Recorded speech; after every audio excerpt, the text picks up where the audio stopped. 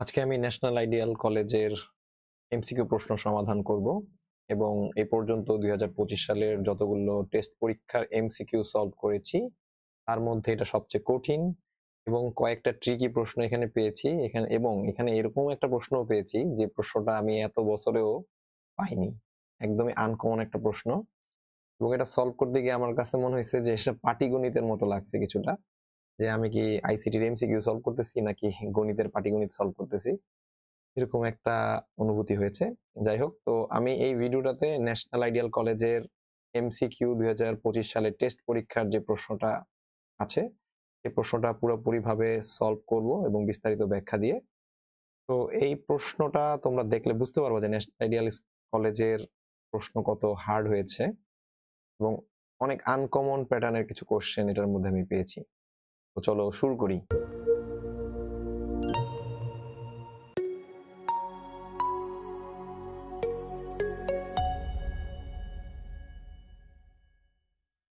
প্রথম প্রশ্নটা দেখো, প্রথম প্রশ্নটাই মানে একটা বড় প্রশ্ন, একটা এক্সনর গেট দিয়ে এই প্রশ্নটাকে করা হয়েছে। চলো আমরা এটা সলভ করি।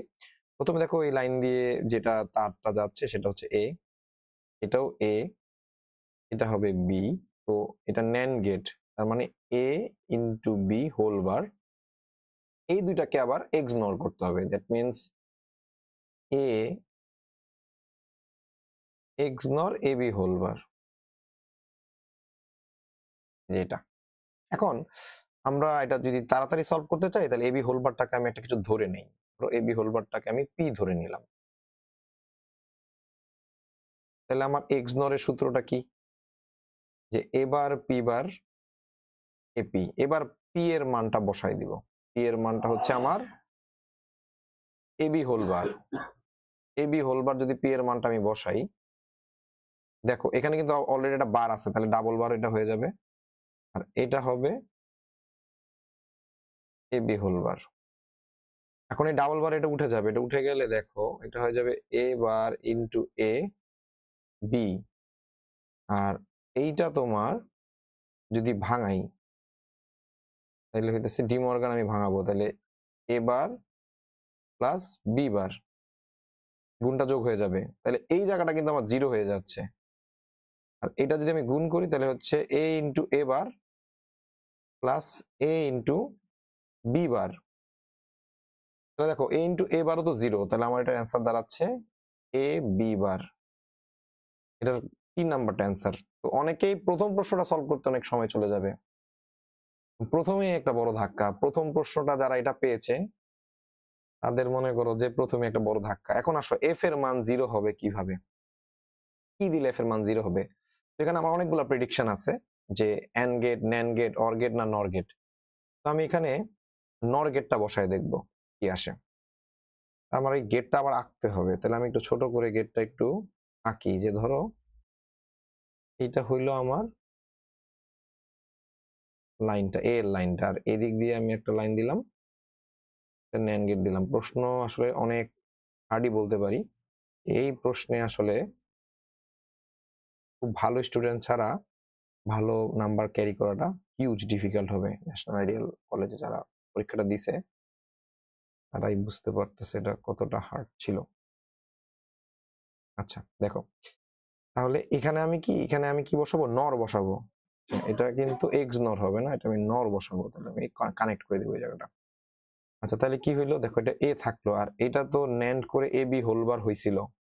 দেখো তারপরে কি হচ্ছে, এখানে এটা এ, তার সাথে যোগ হবে এ বি হোলবার, আর এই নটের জন্য হোলবার। এখন এটা যদি আমি ডিমর্গান অ্যাপ্লাই করি, এ বি বার হয়ে যাবে, এ বার হয়ে যাবে, আর এ প্লাসটা হয়ে যাবে গুণ, আর এটা হয়ে যাবে এ বি ডাবল বার। যেহেতু এখানে একটা বার ছিল দুইটা, তাহলে দুইটা বার উঠে যাবে, তাহলে A bar into A B. তাহলে দেখো এ বার ইন্টু এ মানে জিরো, জিরো ইন্টু বি মানে জিরো। তার মানে এটার অ্যান্সার হবে নর গেট। নর গেট যদি আমি এখানে বসাই তবে এটা শূন্য হবে। আচ্ছা তারপরে আসো, HTML এর ইমেজ ফরম্যাট কোনটা, গিফ হবে, পিএনজি হবে, পিএইচডি হবে না, তাহলে 1 ও 2 হবে, তাহলে 3 এর অ্যান্সার হবে ক। এই যে 4 নাম্বার প্রশ্নটাই একদমই একটা ইনোভেটিভ কোশ্চেন, মানে এরকম কোশ্চেন এ পর্যন্ত আমি দেখি নাই। পাটিগণিত টাইপের কোশ্চেন মনে হচ্ছে আমার কাছে। বলছে দুইটা সংখ্যার পার্থক্য এত, প্রথম সংখ্যাটা এত হইলে দ্বিতীয় সংখ্যাটা কত। তাহলে আমার প্রথম সংখ্যাটা বলে দিচ্ছে, এটা কত বলছে 58 বলছে, ডেসিমেলে বলছে। তো দ্বিতীয় সংখ্যাটা ধর আমি জানি না, যেহেতু পার্থক্য বলছে আমি দ্বিতীয় সংখ্যাটা ফাঁকাই রাখলাম। যেহেতু অ্যান্সার গুলো বাইনারিতে আছে আমি এখানে বাইনারি একটা দিয়ে রাখলাম, যেটা ইকুয়াল টু হবে 1f হেক্সাডেসিমালে। তাহলে আমি এইটা বের করব কিভাবে? হ্যাঁ, তাহলে আমি একটা কাজ করি, 1f টাকে আমি আগে ডেসিমেল করি, যেহেতু আমার 58টা এখানে ডেসিমেলে আছে। তাহলে 1f এর ডেসিমেলটা কত হবে? 1f এর ডেসিমেলটা হবে, ধর আমি এখানে যদি রাফ করি, এটা হবে 16 টু দি পাওয়ার 0, এটা হবে 16 টু দি পাওয়ার 1। তাহলে 16 to the power 1 into 1 plus f into 16 to the power 0। তাহলে এটা 16 আর এটা হলো 15, 31। তাহলে আর কত লাগে? 27 লাগে। তার মানে আমার এই সংখ্যাটা ডেসিমেলে হবে 27। দেখো, এটা যদি আমার ডেসিমেলে হয় 31, সব আমি এক বেসে নিয়ে আসলাম, তাহলে অঙ্কটা করতে ইজি হবে। তাহলে আমার 58 থেকে কত বাদ দিলে 31 হয়? 27 বাদ দিলে। তাহলে 27টা হচ্ছে আমার অ্যান্সার, কিন্তু অ্যান্সারটা আছে কি বাইনারিতে। তো যার জন্য আমার 27 এর বাইনারিটা দেখতে হবে কোনটাতে হয়। তো আমি যদি এখন 8421 এর এই স্কেলিং মেথডে করি, 8421 16, 16 আর 8 24, 24 আর 2 26, 1 27। তাহলে 11011, তাহলে 11011 এটা দেখতে হবে 11011। তার মানে 4 এর অ্যান্সার ক। এবং এই প্রশ্নটা আমি শিওর 95% বলাবান পারে নাই। হ্যাঁ, হিউজ মানে ডিফারেন্ট টাইপের একটা প্রশ্ন আমি দেখলাম। আচ্ছা, এবার দেখো একটা ইউআরএল দেওয়া আছে, যেটা এইচটিটিপি হচ্ছে প্রোটোকল, এটা ঠিক আছে। ডোমেইন সাবডোমেইন আছে, ডোমেইন নেম আছে, টপ লেভেল ডোমেইন আছে, আর ডিরেক্টরি পাথ নাই। ডিরেক্টরি পাথ থাকলে এটা স্ল্যাশ দিয়ে আরো কিছু অ্যাড্রেস থাকতো এখানে। তো এটা 1 ও 2 হবে, 5 এর অ্যান্সার হবে ক। এবার আসো 6 নাম্বারটা। 6 নাম্বারটাও খুব ইনোভেটিভ ছিল, যে এ এক্সোর বি এর সাথে বি যোগ করলে কোন গেট পাওয়া যাবে। তাহলে এ এক্সোর বিটা যদি আমি তোমার হচ্ছে সূত্রটা ভাঙায় ফেলাই, তাহলে A bar B plus A B bar plus B, তাহলে হইতেছে এখান থেকে তোমার দেখো A bar B plus B plus A B bar, এখান থেকে যদি বি কমন নেই তাহলে হবে এ বার প্লাস 1, আর এটা হবে এ বি বার। এটা 1 হয়ে যাচ্ছে, কোনো কিছু সাথে 1 যোগলে 1, তাহলে বি প্লাস এ বি বার। এটা এ প্লাস বিসি সূত্র খাটতে হবে, এ প্লাস বিসি সূত্র খাটলে হচ্ছে বি প্লাস এ, আর একটা হবে বি প্লাস বি বার। এটা এটা মানে 1, তার মানে অ্যান্সার হচ্ছে বি প্লাস এ বা এ প্লাস বি, যেটা হচ্ছে কোন গেটের সাথে যায়? অর গেটের সাথে যায়। এইচটিএমএল এর ডকুমেন্ট সংযোগের ক্ষেত্রে হচ্ছে হাইপারলিংক ইউজ হবে, 7 এর অ্যান্সার হবে ক। এবার 8 নম্বরে আসো, ওয়েব পেজের সমস্যা সমাধানের জন্য উপযোগী ভাষা হচ্ছে এসপি, পিএসপি, জেএসপি, সবগুলোই হবে। 8 এর অ্যান্সার হবে 4। ফন্টের নাম পরিবর্তন করতে গেলে কোন অ্যাট্রিবিউট হয়? এটা অনেকেই নেম দিবে, নেম হবে না, এটা হবে ফেস। 9 এর অ্যান্সার হবে 3।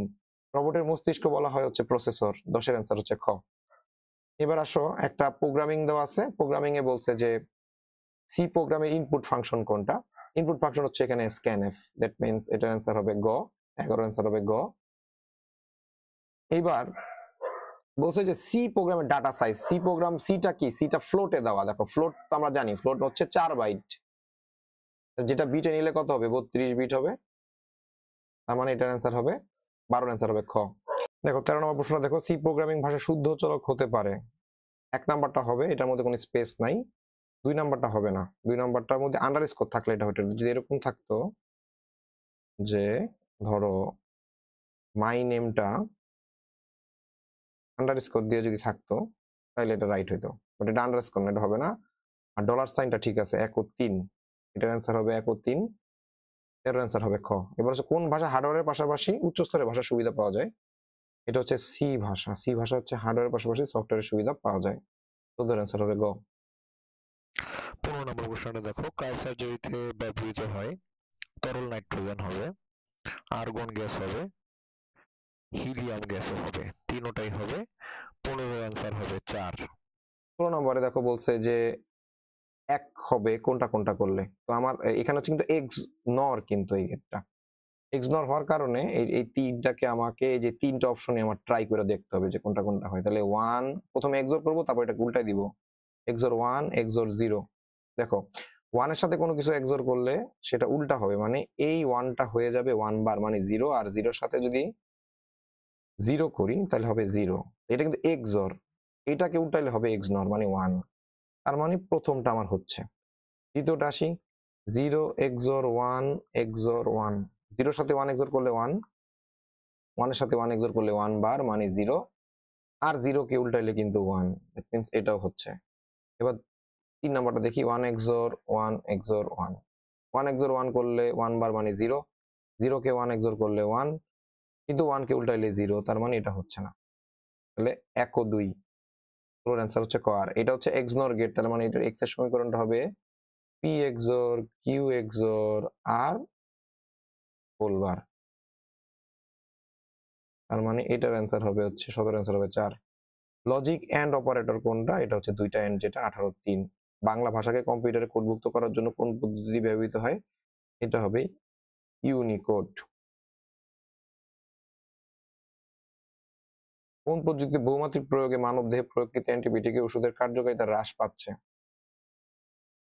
এইটা খুবই ট্রিকি একটা প্রশ্ন, এটা হবে বায়োইনফরমেটিক্স 20-4, 802.15। এই IEEE স্ট্যান্ডার্ডটা হচ্ছে ব্লুটুথ 21-1। ট্যানারি শিল্পের বজ্রকে দূষণমুক্ত করতে কোন প্রযুক্তি ব্যবহৃত হয়? এটা হবে ন্যানো টেকনোলজি, 22-এর অ্যান্সার হবে 3। এইবার আসো, সোহেলের ব্যবহৃত মোবাইল ফোনের প্রযুক্তি বৈশিষ্ট্য হলো সার্কিট সুইচিং বা প্যাকেট সুইচিং, ডেটা ট্রান্সফার পরিবর্তে ইন্টারনেট প্রোটোকল, মানে 4G। সোহেলের মোবাইল ফোনের প্রজন্মটা হচ্ছে 4G। সোহেল তার মোবাইল ফোনটিতে ব্যবহৃত করতে পারবে video conferencing, 3D TV, IP telephone, সবগুলোই পারবে, কারণ 3Gর বিষয়গুলো 4G তে থাকে। 24-এর অ্যান্সার হবে 4। এখন আসো 1A.48, এইটার হেক্সাডেসিমাল, তো এটাকে 4টা নাও, 1 আর এর জানি 10, 4 হচ্ছে 100, কিন্তু 4টা করতে হবে, তাই আগে একটা শূন্য, আর 8 মানে 1000। এখন দেখো এই অপশনের সাথে কোনটা মিলে, 10, দেখো কোনটার মধ্যে আছে, মানে এই যে গ আর ঘর মধ্যে একটা হবে, প্রথম দুইটা আগেই বাদ। এবার দেখো তাহলে 11010 11010 11010, এই যে এই জায়গাটা মিলছে, তারপর হচ্ছে 0, না এই সাইডটা আবার মিলে নাই, 11010 0 100, এই যে এটা 4 নাম্বারটা, 25-এর অ্যান্সার হচ্ছে 4। খুবই ট্রিকি একটা প্রশ্ন ছিল এই ন্যাশনাল আইডিয়াল কলেজের, এবং তোমরা এই ভিডিওটা দেখলে বুঝতে পারবা যে কত ধরনের ট্রিক ছিল, যত রকমের ট্রিক করা যায় এমসিকিউর মধ্যে ইউজ করা হয়েছে। বিশেষ করে শুদ্ধ চলকের ক্ষেত্রেও দেখো কত ধরনের, মানে ছোট ছোট শাটল ব্যাপারগুলো ছিল।